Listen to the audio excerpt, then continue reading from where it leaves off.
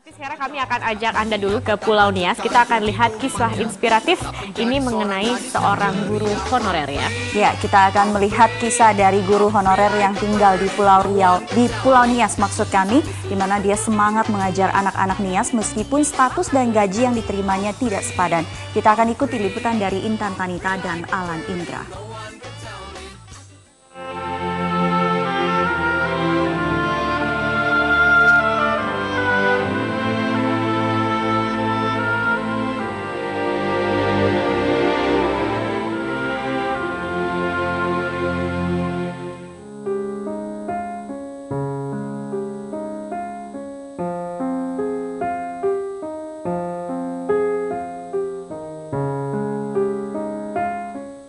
Bagi sebagian orang, menjadi guru adalah panggilan jiwa.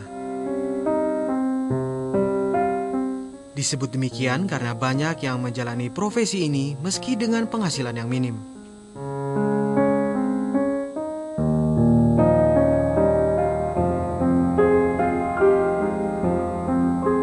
Menurut Pengurus Besar Persatuan Guru Republik Indonesia, hingga awal 2013 lalu, ada sekitar 1 juta guru yang masih berstatus honorer di sekolah negeri dan swasta di tanah air.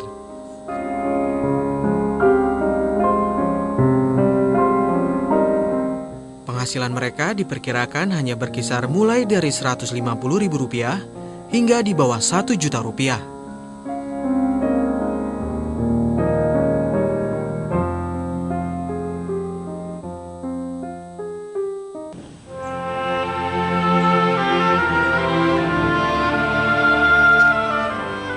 Di pedalaman Nias Selatan, hal itu bisa dijumpai. Tepatnya di Kecamatan Gomo, daerah terpencil yang letaknya 45 km dari Teluk Dalam Nias.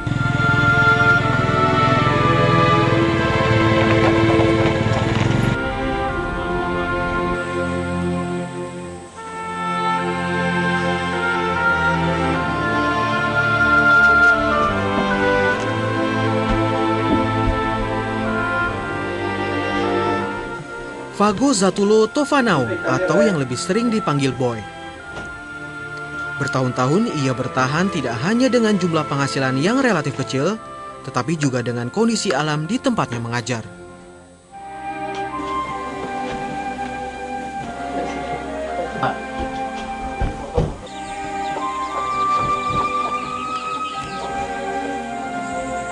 Setiap pagi, bersama ketiga anaknya yang masih sekolah, ia harus mengajar di sekolah dasar dan sekolah menengah pertama yang jauh dari rumahnya. Biasanya kalau di SD ya bersama dengan anak-anak, karena lagian masih ada 3 orang anak kita yang sekolah di SD itu. Ya. Jadi setiap pagi itu kalau saya jadwal di SD, maka saya bareng dengan anak-anak saya berjalan kaki. Ya.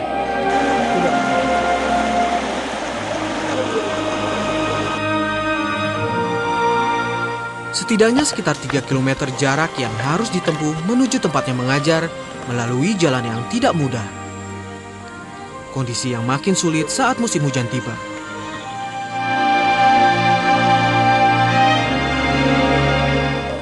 Susahnya kami nanti kalau musim-musim hujan, ada banjir. Nah, di situ nanti pasti itu kendalanya kami tidak bisa lewat.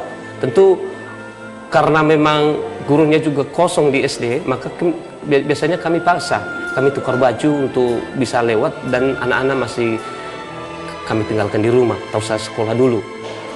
Kemudian kalau di SMP juga begitu, karena kami juga memang melewati sungai juga di SMP, ya termasuk ada 2 sungai yang mesti kami lewati di situ.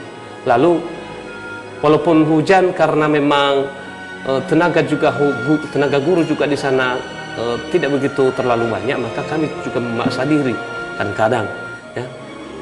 Kecuali kalau nggak bisa dilewati, kalau memang masih bisa dilewati itu kami paksa diri, walaupun basah, walaupun sepatu kami itu sudah hampir kotor semuanya, itu malum saja karena keadaan situasi. Iya. Di SD Negeri Umbu Sisarahili, Kecamatan Ulu Idanau Tai inilah tempatnya mengajar.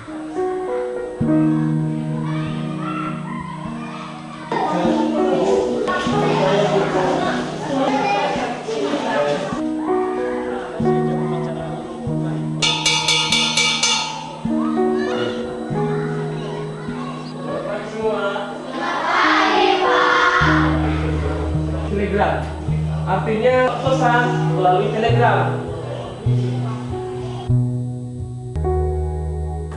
Ya, dari tahun 2004 ada kurang lebih sampai sekarang ada kurang lebih 9 tahun. Nah, saya mengajar di SD tahun 2004. Lalu tahun ajaran 2005-2006 karena kami dibutuhkan juga di SMP, maka kami juga pindah status jadi guru tidak tetap di SMP. Lalu karena juga kekurangan guru dan semakin bertambah juga di SMP, maka les kami semakin dikurangi di sana, ya, semakin dikurangi di sana. Maka kami juga dibutuhkan karena kekurangan guru di SD, ya, kekurangan guru di SD. Maka sampai sekarang kami merangkap dulu di SD dan di SMP.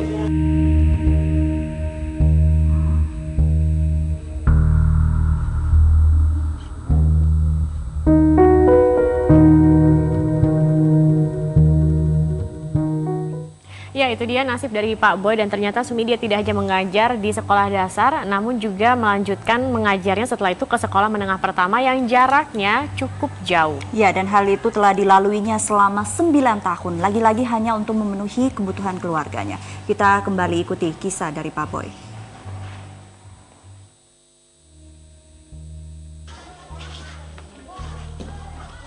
Seusai mengajar di SD, ia tidak segera pulang ke rumah, melainkan menuju tempat mengajar ilmu pengetahuan alam di SMP 5 Gomo.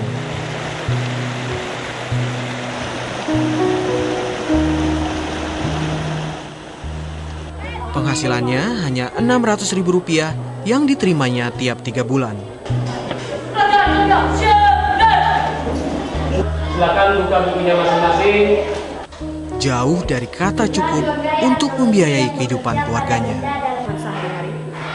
Kalau uang sebesar itu sebenarnya kurang, ya kurang, karena kebutuhan di keluarga saja beli beras saja sudah berapa, ya, uang jajan anak-anak semuanya, uang susu anak-anak semuanya, ya, walaupun penderitaan kami sana sini gak menderita sedikit, ya, jadi kami tetap bertahan.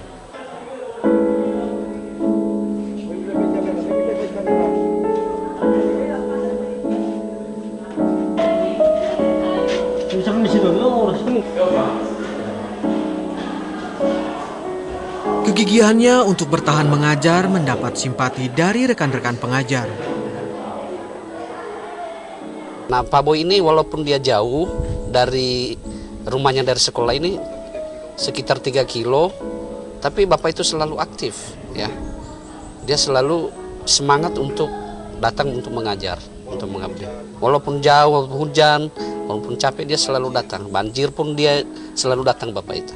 Selama mengajar di sini di SMP ini sangat bagus sekali, ya, dan efektif untuk mengajar.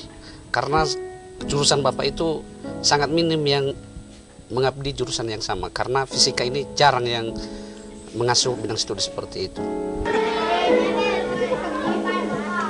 Di sekolah ini, dari 36 pengajar hanya ada 1 orang yang tercatat sebagai pegawai negeri sipil.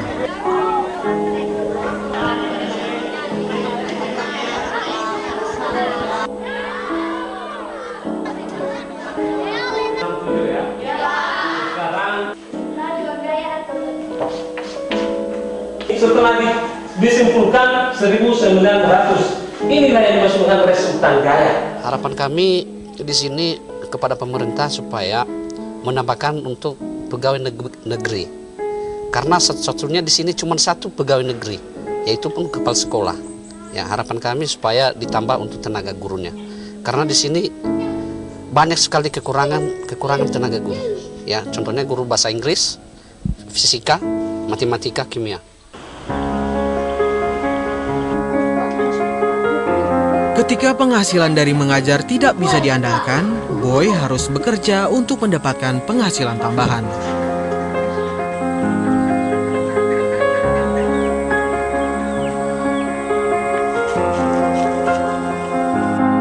sekolah, berkebun dan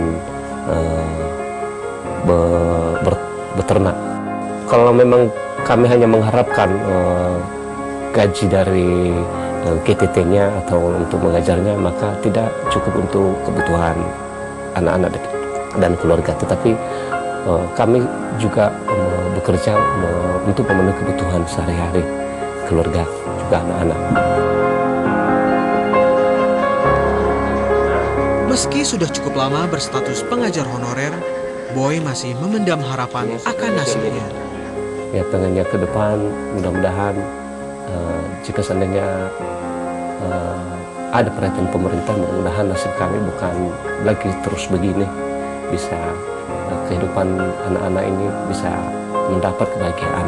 Ya, juga saya mengharapkan kepada pemerintah agar nasib kami sebagai KTT bisa berubah jadi CPNS.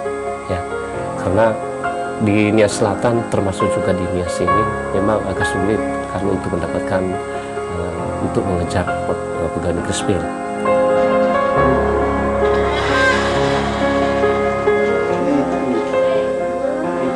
Ikut saya sebentar.